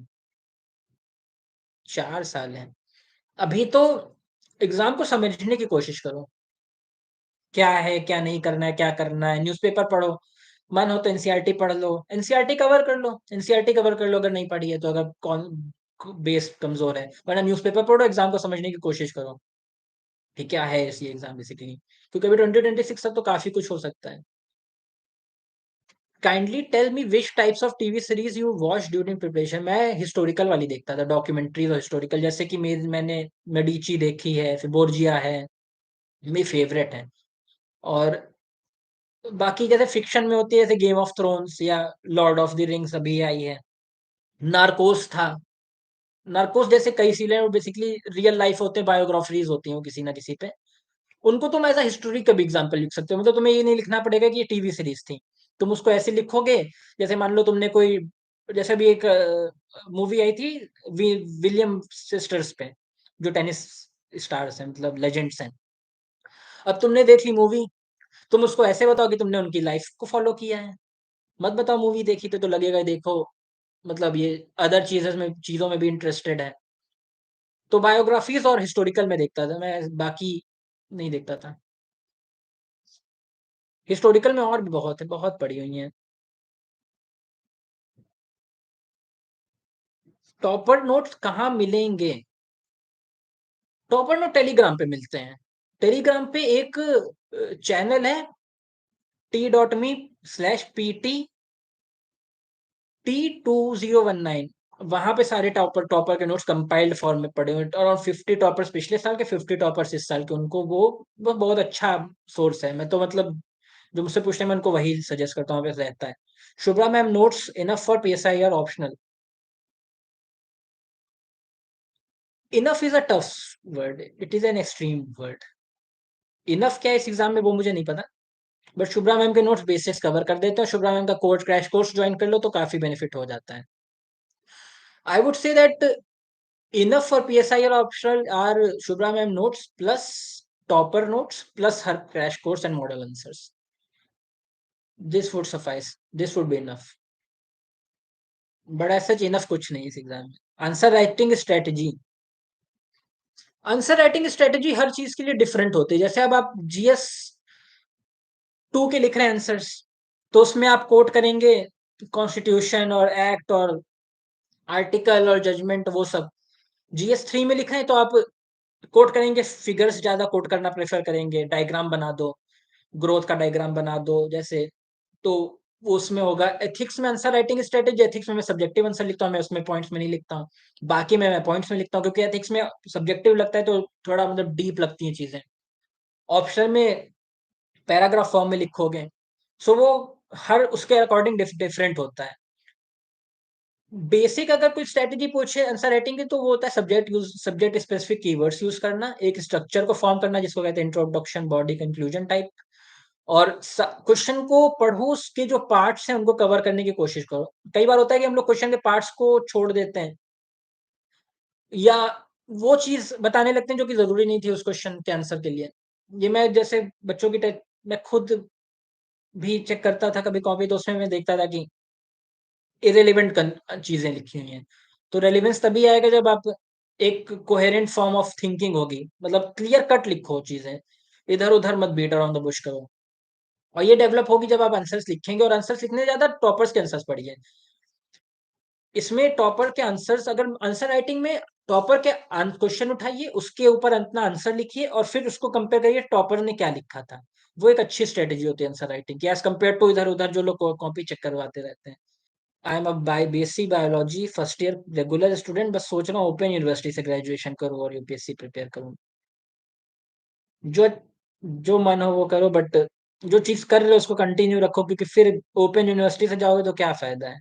मतलब जो चीज कर रहे हो रेगुलर में जब फर्स्ट ईयर में, तो फिर ओपन यूनिवर्सिटी में जाओ, एक साल भी तो बर्बाद होगा। बट मुझे ओपन का उतना आइडिया भी नहीं है। How to face anxiety, anxiety के क्या कारण है? एंजाइटी के कारण क्या है? एक तो जो मेरा एंग्जाइटी का कारण ये होता था कि मटेरियल बहुत ज्यादा हो जाता है। ये बहुत एंग्जाइटी देता है कि ये पढ़ा नहीं, वो पढ़ा नहीं, ये भी पढ़ना है, वो भी पढ़ना है। उसका सबसे अच्छा होता है मटेरियल कम रख। जब मटेरियल कम होगा तो फिर मेरा मटेरियल समझ लो इतनी थिक 4 रैके हैं बस, इतनी, अराउंड 5 बुक्स रखी हुई हैं। इनफैक्ट तीन, तीन, 5 बुक की 3 रैक, 3 वो है बस, 15। मटेरियल कम करो, टाइम। एंग्जाइटी तब एक और होती है जब आपने अपने गोल्स को मीट ना किया हो, जैसे डेली टारगेट था उसको मीट नहीं किया, फिर एंग्जाइटी होगी। तो इसलिए जब सोने जाओ तो उससे पहले इंश्योर करो कि तुमने अपने टारगेट को मीट किया हो, वरना मत सो। अगले दिन कंटिन्यू रखो, वीकली टारगेट, जो टारगेट बनाए उसको कंटिन्यू रखो, और ये पूरी लाइफ इसको फॉलो करना चाहिए, वरना फिर बाद में भी इश्यूज आते हैं। एग्जाम से पहले mains short note important question, exam से पहले mains short note important question. Short notes बनाओ, और क्या, मेंस की तो शॉर्ट नोट्स बनाओ। अगर मेंस की शॉर्ट नोट नहीं होंगे तो फिर जो आंसर लिखोगे उसमें वो बात नहीं आएगी।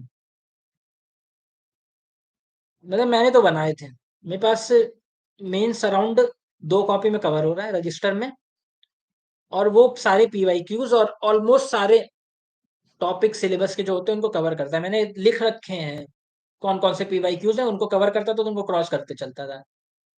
फर्स्ट रीड करना चाहिए या लेक्चर देखना चाहिए?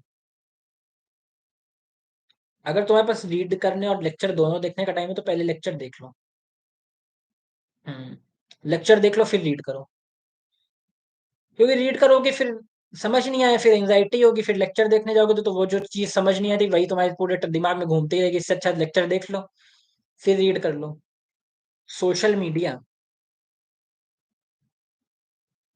सोशल मीडिया से जितना, सोशल मीडिया से होती है क्लटरिंग दिमाग में। क्लटरिंग होती है कि कई चीजें चल रही होती हैं और फिर जो आपको फुल डेडिकेशन से जो अपना काम करना होता है वो हो नहीं पाता, इसलिए सोशल मीडिया क्या करोगे चला के। अगर आप मैनेज कर पा रहे हो तो बहुत अच्छी बात है। देखो मैंने फर्स्ट अटेम्प्ट तक सोशल मीडिया नहीं चलाया था, फिर मेरा मेंस हुआ नहीं, फिर मैंने उसके बाद इंस्टाग्राम बना लिया और फिर मेरा मेंस हो गया। सो ऐसा कुछ नहीं है, बट ये भी तो बात है कि तब तक प्रिपरेशन हो चुकी थी। अगर तुम अपने आप को कंट्रोल चीज में कर रहे हो तो हर चीज अच्छी है। नशा तब बनता है जब कंट्रोल से बाहर होता है।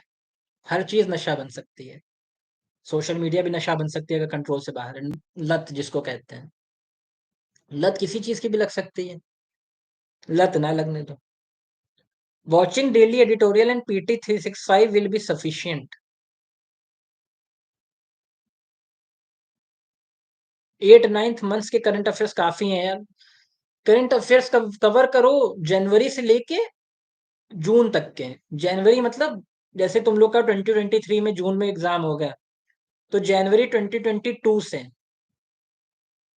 अप्रैल 2023 तक इतने करंट अफेयर्स करके जाओ।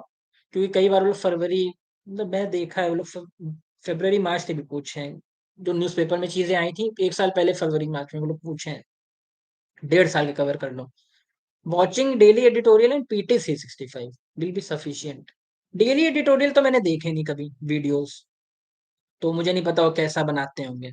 मैं एडिटोरियल खुद पढ़ता हूँ, एडिटोरियल पढ़ने में मजा आता है और वीडियो से कम टाइम में हो जाता है। वीडियो पे टाइम क्यों लगाना जब हम उसको पढ़ सकते हैं। पीटी 365 अच्छी होती है, पढ़नी चाहिए। मैंने दोनों टर्म में पढ़ी है PT 365। Sir your interview question and experience. Interview में तो एक्सपीरियंस काफी ठीक ठाक था, कुछ लगा ही नहीं, गए फॉर्मेलिटीज वहाँ पूरी होती है, डॉक्यूमेंट वगैरह चेक होते हैं, फिर इंटरव्यू चलता है आधा घंटा, और कब टाइम कंप्लीट हो जाता तो हो जाता है पता नहीं चलता, फिर अपना निकल आओ। एक्सपीरियंस एज सच एक्सपीरियंस करने का तो मौका ही नहीं मिलता है। और इंटरव्यू क्वेश्चंस, इंटरव्यू क्वेश्चंस काफी कॉमन रहते हैं, काफी मतलब अब तुम जज कर सकते हो क्या पूछ रहे हैं। तुम इंटरव्यू की जब तैयारी कर रहे होगे तब आती हैं टॉपर ट्रांसक्रिप्ट्स। ट्रांसक्रिप्ट्स होती हैं बेसिकली जो इंटरव्यू चल रहे होते हैं तो उसके क्वेश्चंस क्या चल रहे हैं आजकल। सो तुम, तुम्हारी प्रोफाइल जैसे मैं सिटी मोंटेसरी स्कूल से पढ़ा हूँ। पहला क्वेश्चन था मोंटेसरी क्या होता है, व्हाट इज मोंटेसरी मेथड। अब मोंटेसरी मेथड एक होता है टीचिंग में, वो मैं अपना डैफ में कवर करके गया था, तो वो कवर हो गया वहां से। फिर क्वेश्चन तब यूक्रेन वॉर चल रहा था, स्टार्ट हुआ था, मेरा यार वो था, तो उससे क्वेश्चंस पूछे थे। फिर मुझसे मेरा ऑप्शनल पॉलिसी पीएसआईआर था, तो मुझसे उससे क्वेश्चन पूछे गए थे जो इंटर स्टेट डिस्प्यूट होते हैं और रिवर वाटर डिस्प्यूट और कैग। सो बेसिकली आपके क्वेश्चंस आपकी प्रोफाइल पर के अराउंड घूमते रहेंगे, या तो आपकी ऑप्शनल हो या आपका होम टाउन में कुछ ऐसा इंटरेस्टिंग है, जैसे मान लो तुम अयोध्या से हो, काफी आजकल न्यूज में रहता है, और काफी मतलब मदुरई से हो, जैसे कल्चरल साइट है, ऐसे अयोध्या भी कल्चरल साइट है, तो वो तुम्हारे डैफ के अराउंड होगा। तुमने ग्रेजुएशन में क्या इंजीनियरिंग तुमने किया तो हो सकता है तुमसे पूछ लिया जाए इंजीनियरिंग के questions. Suggest some topper notes, ये अच्छा क्वेश्चन है। टॉपर नोट्स में ऋषिकेश रेड्डी सर, ऋषिकेश रेड्डी सर हैं, उनके नोट्स इनसाइट्स के वेबसाइट पे अवेलेबल है, बहुत अच्छे नोट्स हैं। फिर हैं टॉपर नोट्स में श्रेयस कुमार सर, उनके मैप के नोट्स बहुत अच्छे हैं, आर्ट एंड कल्चर के नोट्स बहुत अच्छे हैं। मैप मतलब मैप तो मैंने वहां से कवर किया है काफी हद तक, क्योंकि नितिन सिंघानिया में उसको मैंने ऐड कर दिया, मतलब नितिन सिंघानिया में ही रखे उनके मैप्स। जैसे मान लो फेस्टिवल्स पे हैं उनके मैप के नोट्स, तो मैंने फेस्टिवल वाला जो चैप्टर है वहाँ पे मैप के नोट्स सर के चिपका दिए। और टॉपर नोट्स में करिश्मा नायर मैम थी पिछले साल की टॉप, पिछले के पिछले पिछले साल की टॉपर, उनके नोट्स बहुत अच्छे हैं। और करिश्मा नायर मैम और ऋषिकेश रेड्डी सर, इन दोनों के नोट्स बहुत अच्छे हैं। बाकी तुम सबके साथ देख सकते हो, देख सबके लो, क्योंकि कई बार होता है जो मुझे अच्छा लग रहा हो तुमको ना अच्छा लगे, जो तुमको अच्छा लगे वो किसी और को अच्छा ना लगे। ये सब सब्जेक्टिव चीज़ें हैं। तुमको सब देखना चाहिए और खुद डिसाइड कर लो किसका अच्छा है। जैसे पॉल पीएसआईआर में विकास रोहेला मेरे बैचमेट है, उनके नोट्स बहुत अच्छे हैं, बहुत अच्छे हैं। ऐसे ही दिव्यांशु निगम के नोट्स बहुत अच्छे हैं, दिव्यांशु निगम सर के बहुत नोट्स अच्छे हैं। और फिर पीएसआईआर में ऐसे ही पिछले साल I am forgetting his name, नाम नहीं याद है, शक्ल याद है। उनके नोट्स बहुत अच्छे हैं। वो मैं टेलीग्राम पे तुम लोग टेलीग्राम पे अगर मुझसे कनेक्ट कर पाओ तो मैं सारे वो लिंक भेज दूँ और वहाँ पे देख लेना, क्योंकि टॉपर नोट्स बहुत अच्छा है, वो मिलते नहीं, वो टेलीग्राम पे रहते हैं। अगर तुम उस चैनल पे सब्सक्राइब नहीं हो तो वो मिलना मुश्किल है। Why everyone choose IAS?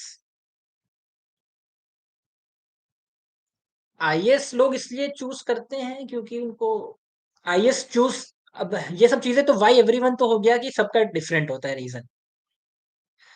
मेरा जो रीजन आईएएस का था वो ये था, क्योंकि आईएएस में जितना ज्यादा डाइवर्सिटी है उतनी किसी भी जॉब में नहीं होगी। जनरलिस्ट जॉब है तो आपको पूरी भी आपके कहीं भी आपको लगाया जा सकता है। वो इस जॉब की बहुत अच्छी बेनिफिट है। आप जब डिस्ट्रिक्ट लेवल पे पोस्टिंग होते हो तो आप अराउंड 70 डिपार्टमेंट्स देख रहे होते हैं, 70 डिपार्टमेंट्स के हेड आपको रिपोर्ट करते हैं। सो कितनी डाइवर्सिटी, कितना ज्यादा लर्निंग एक्सपीरियंस। आप मतलब डिस्ट्रिक्ट, जब आप डिस्ट्रिक्ट में डिस्ट्रिक्ट मजिस्ट्रेट, एसडीएम या इन लोग का आईएएस का करियर प्रोग्रेशन देखो कितना अच्छा होता है।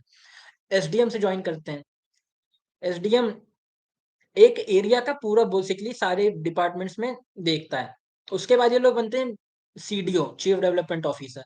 चीफ डेवलपमेंट ऑफिसर में सारा डेवलपमेंटल वर्क, कितना ज्यादा डेवलपमेंटल वर्क करवाने का आपको अपॉर्चुनिटी मिलती है, आपको कितना सीखने को मिलेगा, कितना कुछ काम। और अगर आपके पास ज्यादा काम है तो आपको इंटरेस्ट आएगा, मजा आएगा। अगर आपके पास काम कम है, जैसे कुछ सर्विसेज होती है उनमें एक डोमेन स्पेसिफिक सर्विसेज होती हैं, तो उनमें आपका काम मोनोटोनस हो सकता है कि आपका सेम काम हो। अब आईएएस में क्या होता है, तुम सीडीओ हो, तुम काम करवा रहे हो, फिर उसके बाद तुम डीएम म्युनिसिपल कमिश्नर बनते हो। म्युनिसिपल कमिश्नर होता है वो कितनी, तुम्हें पूरी सिटी का म्युनिसिपल का काम करना होता है। तुम मतलब पहले डेवलपमेंटल वर्क से म्युनिसिपल काम में आ गए, फिर उसके बाद तुम डीएम होते हो।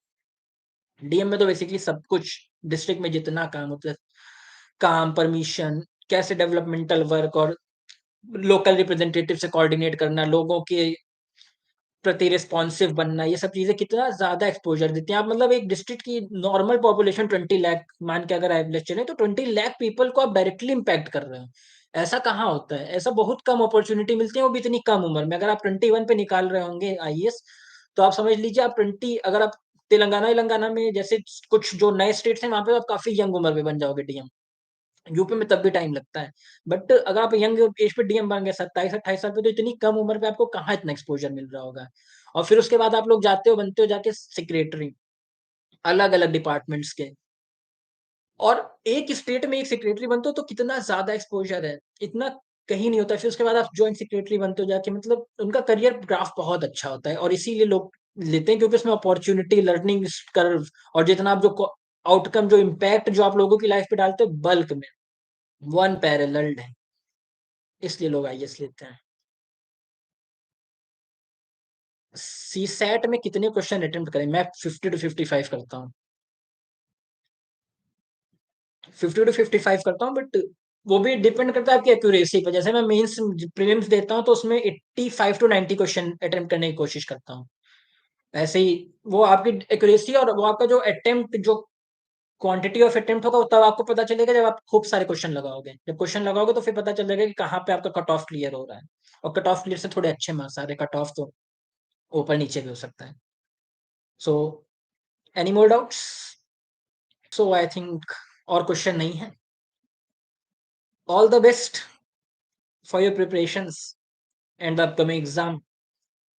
और अपनी अप्रोच को क्लियर रखो, जो डिसाइड कर लो उसमें विश्वास रखो, अपने ऊपर विश्वास रखो।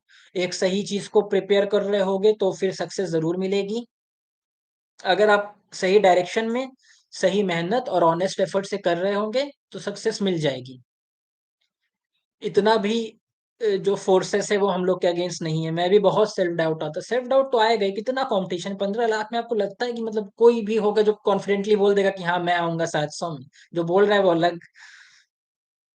वो अलग लेवल का है, बट इतना कहाँ लगता है कि 15 लाख बच्चे दे रहे हैं, हम आ जाएँगे 700 में।